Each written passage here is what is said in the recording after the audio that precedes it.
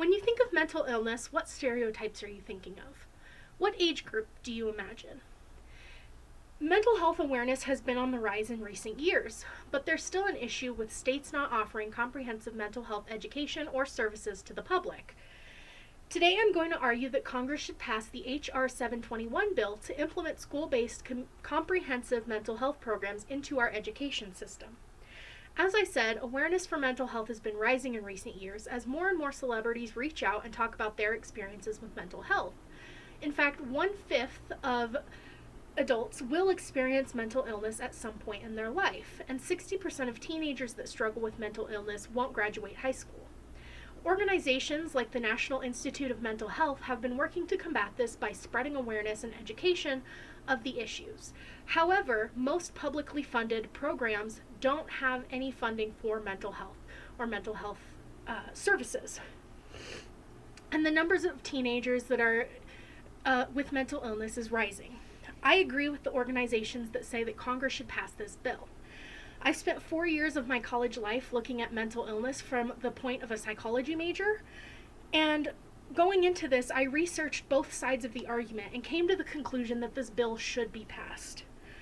Today I'm going to present to you 3 different reasons why Congress should pass this H.R. 721 bill implementing comprehensive mental health services in schools.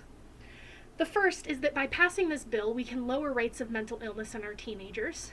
Secondly, this will increase awareness as well as education for those that don't know about mental illness. And third, despite my opposition's claim that a lack of regulated curriculum will cause these programs to be unsuccessful, evidence claims otherwise. So to begin, I'm first going to argue that having these programs implemented will lower mental illness.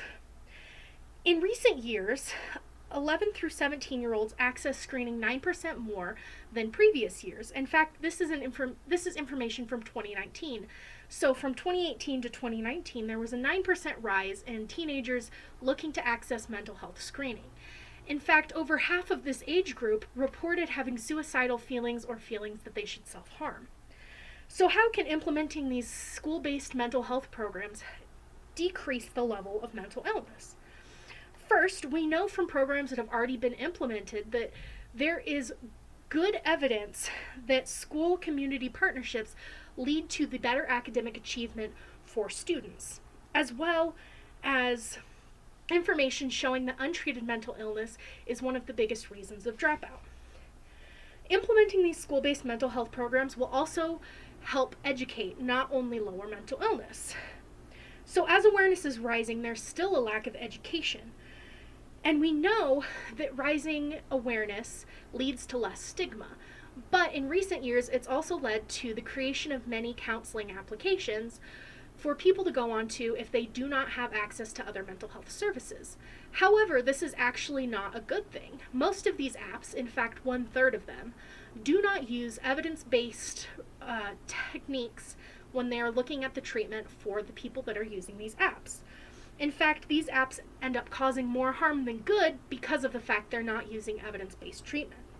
Having school-based mental health programs will alleviate the need for these apps, and as we know from studies done in 2018 by SWIC, school-based mental health programs lower problems with access to care and increase the positive impact that service can have on people.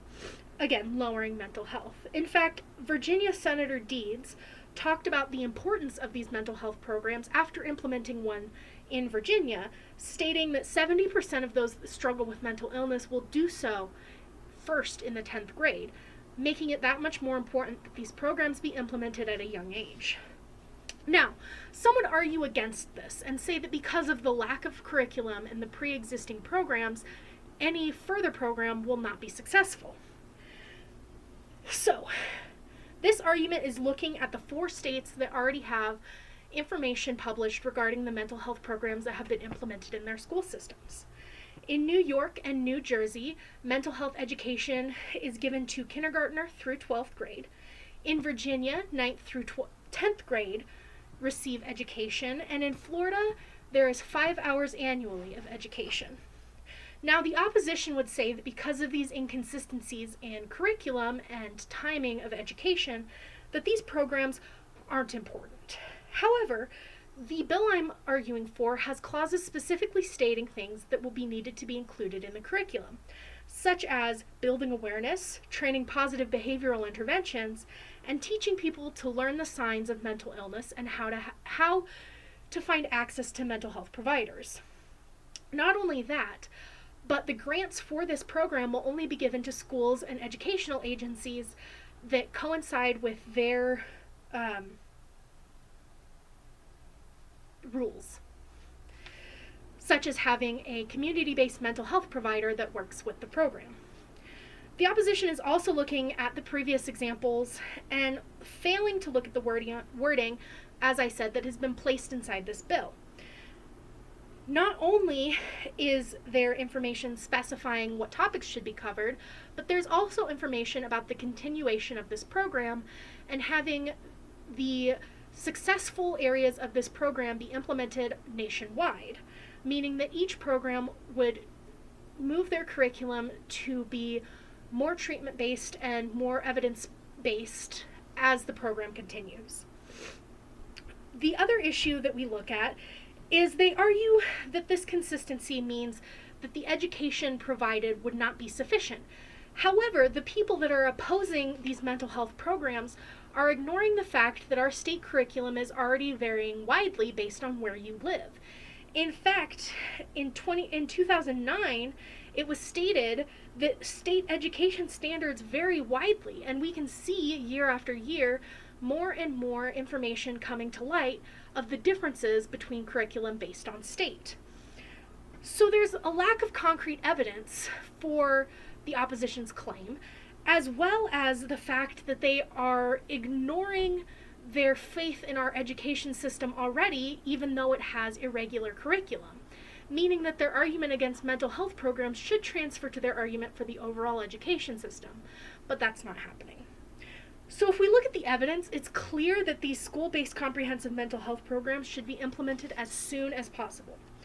Congress should pass the H.R. 721 bill to implement school-based community health programs for 3 reasons.